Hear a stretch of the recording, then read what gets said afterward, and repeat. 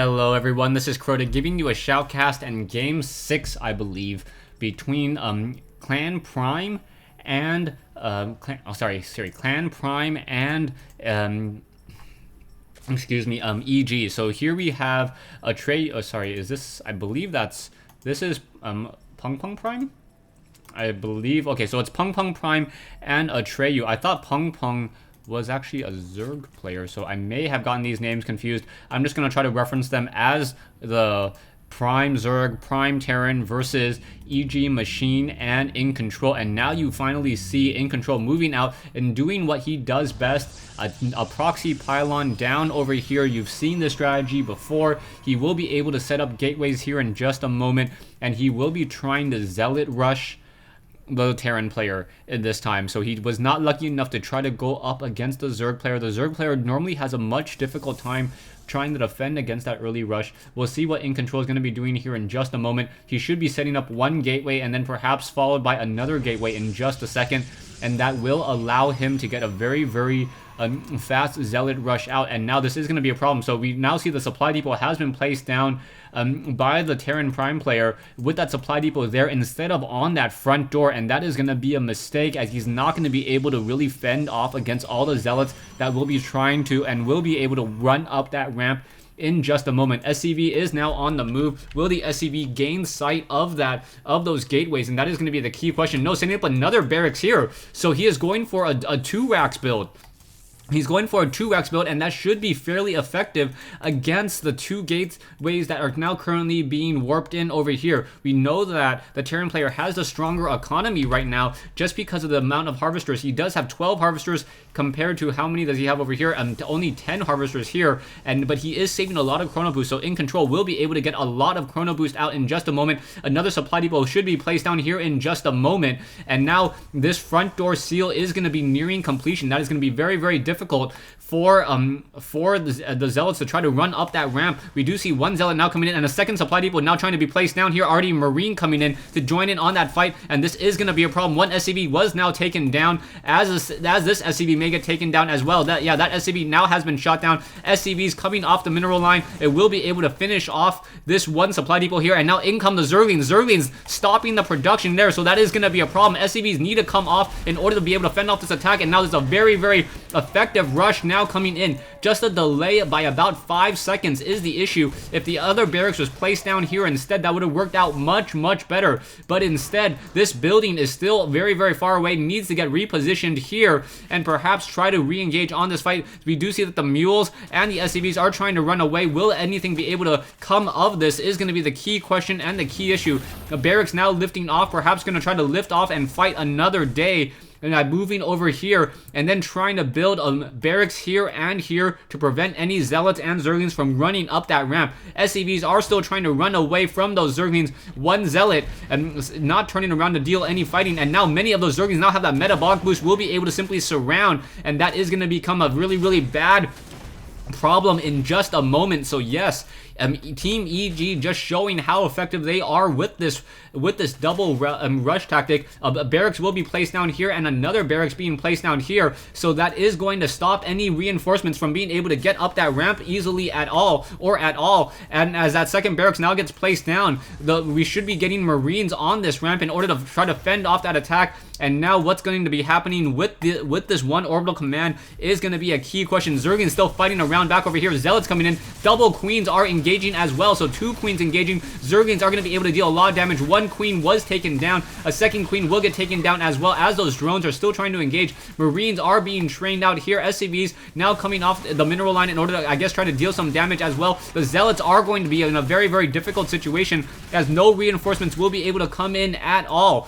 This orbital command needs to try to establish, yes, going to start mining out of this location here and trying to use mules, trying to funnel in as much money into the Zerg player, most likely, as he does have double hatcheries. SCV now coming out of this location here, perhaps needs to try to take down these pylons and this pylon and then shut down these gateways in just a moment. Zerglings are going to try to move out across the field now. We do see that the orbital command is over here, and now that one SCV going to get stuck in a very bad position. However, Marines now coming in as well. The Marines getting a quick kill across 2 of those and now calling down mules, so those mules are going to become very critical. Zerglings now trying to run up that ramp. It's going to simply ignore that one pylon on, and the Zerglings now coming in to get a lot of damage. There is one photon cannon here, so that is gonna be a problem. These Zerglings are now pretty much stuck, but can pretty much only sit here and now try to run back out. Yeah, gonna go ahead and run back out. Another fight over here. Zerglings just running in, getting a lot of damage onto those mules, and those mules are gonna get taken down before the orbital command was really able to mine all too much.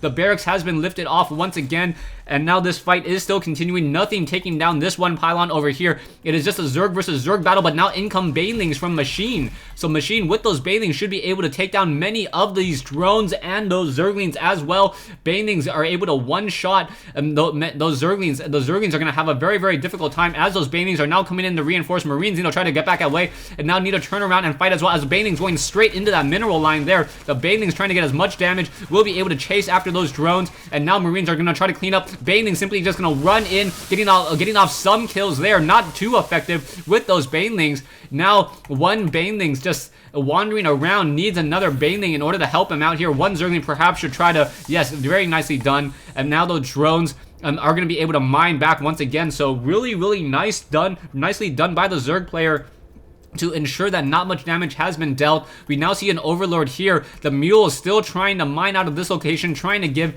as many minerals to his partner as possible. Perhaps going to lift off once again. Yeah, gonna go ahead and lift off. There you go. The Zergling's now gonna finish off these gateways over here, shut down the production of Incontrol. And now we do see, two Marines standing over here. A very, very nice wall in.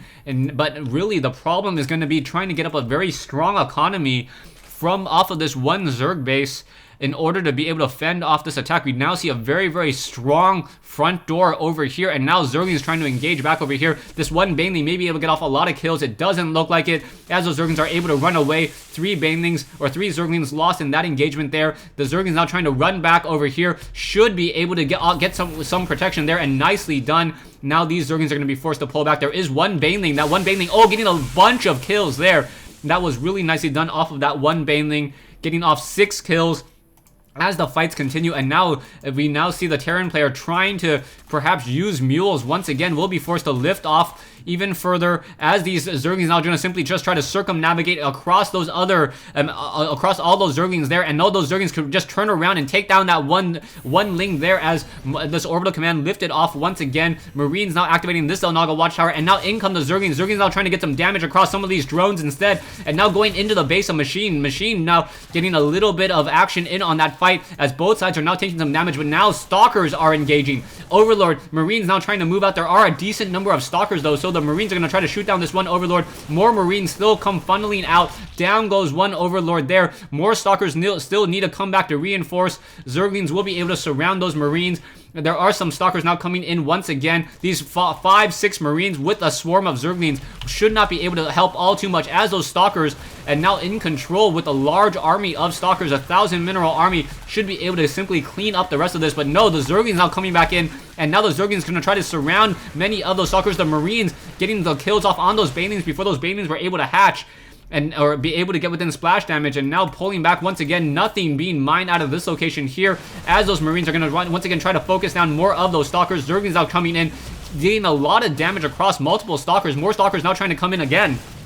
And those Stalkers, down to 9 Stalkers, now continuing to pull back and forth, or 8 Stalkers. Yeah, 8 Stalkers now being left behind here. We now see more Banelings being morphed in, and I believe once those Banelings detonate on a group of Marines, those Marines and Zerglings are down. I believe that will be the end of it. I'm not sure. It really depends on how effective those Banelings are. And now those Zerglings don't really see what's coming out for them. Incontrol does see with the help of this one Zelnaga watchtower, but the Banelings are now, force fields coming down into play, trapping some of those units and unable to flank once again. Those Banelings are able to take down a multiple group of Banelings over here, so that was absolutely critical. Marines also getting taken down, and now Incontrol will be able to finish off this orbital command here with the help of a couple more Zerglings from Machine, and there's the GG. So yeah, Team EG just showing how powerful they are in the 2v2 lineups. Wow, EG doing a great job in the 2v2 so far. They must have really practiced these plays and practiced on these maps, and it really shows how important teamwork is in this Machinima Realm Invitational. opening up with that 2 gates, or that 10-2 gates over here, paid off very well. The problem was the Terran player did not wall off his front door. He had double racks, but if he had built a racks here and here with one supply depot there, this game would have been completely different. The Zealots would have been forced to run in from this location. It would have been very easy for the Terran player to take down this pylon, stop the production of those Zealots, and the course of the game would have been completely different. So just one mismanaged building was all it took for Prime to lose this battle.